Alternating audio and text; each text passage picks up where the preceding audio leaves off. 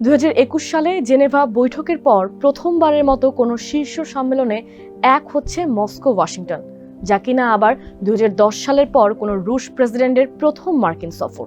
President Joe বাইডেনের সময় যা ছিল অলীক স্বপ্ন, সেটি এবার বাস্তবে রূপ নিতে যাচ্ছেন ডোনাল্ড ট্রাম্প, যেখানে পুতিনের সঙ্গে এক টেবিলে বসে ইউক্রেন যুদ্ধ ও বিশ্ব পরিস্থিতি নিয়ে আলোচনা করবেন দুজন, যা কিনা পাল্টে দিতে পারে ইউক্রেন যুদ্ধ তথা গোটা বিশ্ব রাজনীতির গতিপথ।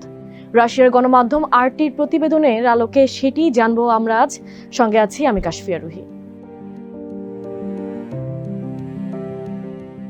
একসময় যে আলাস্কা রাশিয়ার কাছ থেকে কিনে নিয়েছিল যুক্তরাষ্ট্র, এবার সেই আলাস্কাতেই প্রথমবারের মতো রুশ প্রেসিডেন্টকে আমন্ত্রণ জানিয়েছেন মার্কিন প্রেসিডেন্ট, যা কিনা আবার রাশিয়ার সবচেয়ে কাছের এবং পশ্চিম ইউরোপ থেকে সবচেয়ে দূরে। এছাড়া এই বৈঠকে ইউক্রেন নিয়ে আলোচনা হলেও থাকবেন না ভলোদিমির জেলেনস্কি কিংবা ইইউর শীর্ষস্থানীয় কোনো নেতা। অর্থাৎ বার্তাটা স্পষ্ট, ইউক্রেন ইস্যুতে আগে সিদ্ধান্ত নেবে মস্কো ওয়াশিংটন, তারপর সে সিদ্ধান্ত জানানো হবে অন্যদের।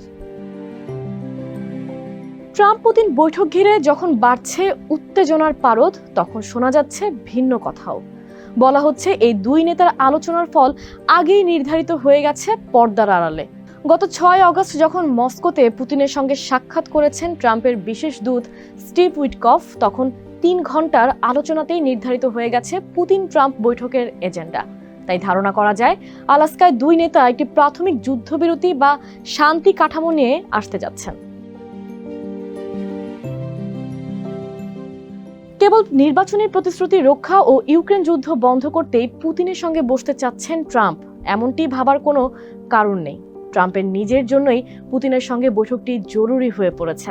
তাই যে কোনো মূল্যে পুতিনের সঙ্গে একটি সফল বৈঠক করতে চান তিনি, কেননা চীন ও ভারতকে রাশিয়ার তেল কেনা বন্ধের চাপ দিয়েও টলাতে পারেননি তিনি।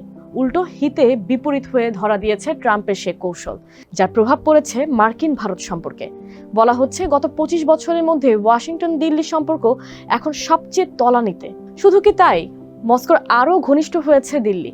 তার উপর শোনা যাচ্ছে বেইজিং এর সঙ্গে স্থবির সম্পর্ক মেরামত করতে যাচ্ছে দিল্লি। আর যে ব্রিক্সকে প্রকাশ্যে দুর্বল করে দেওয়ার ঘোষণা দিয়েছিলেন ট্রাম্প, সে ব্রিক্স এখন আরও সুসংগঠিত হচ্ছে। তাই আলাস্কার এই শীর্ষ সম্মেলন হলো ট্রাম্পের জন্য সুযোগ নিজের তৈরি করা ফাঁদ থেকে বেরিয়ে আসার।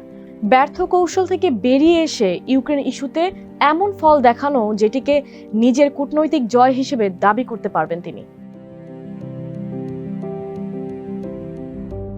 ট্রাম্পের বৈঠকের আমন্ত্রণের সঙ্গে সঙ্গেই মস্কো রাজি হয়ে যাওয়ার পেছনেও আছে যৌক্তিক কারণ, কেননা এর মাধ্যমে মিথ্যা প্রমাণিত হবে পশ্চিমাদের দাবি মস্কো পৃথিবী থেকে বিচ্ছিন্ন। এছাড়া এই বৈঠক বিশ্বব্যাপী রাশিয়ার অবস্থানকে আরও সুদৃঢ় করবে।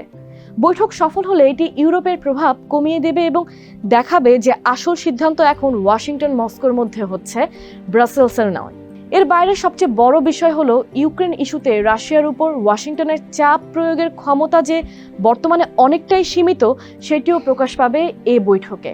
আর যদি বৈঠকে দুই দেশ মিলে যুদ্ধবিরতি বা সমঝোতার রূপরেখায় পৌঁছায়, তবে সেটিও মস্কোর পক্ষেই যাবে, কেননা তখন পশ্চিমা ইউরোপীয় এটিকে ব্যর্থ করার চেষ্টা করলে যুক্তরাষ্ট্রই ইউক্রেনের সমস্ত সাহায্য বন্ধ করে দিবে, যা কিয়েভের পরাজয়কে ত্বরান্বিত করবে।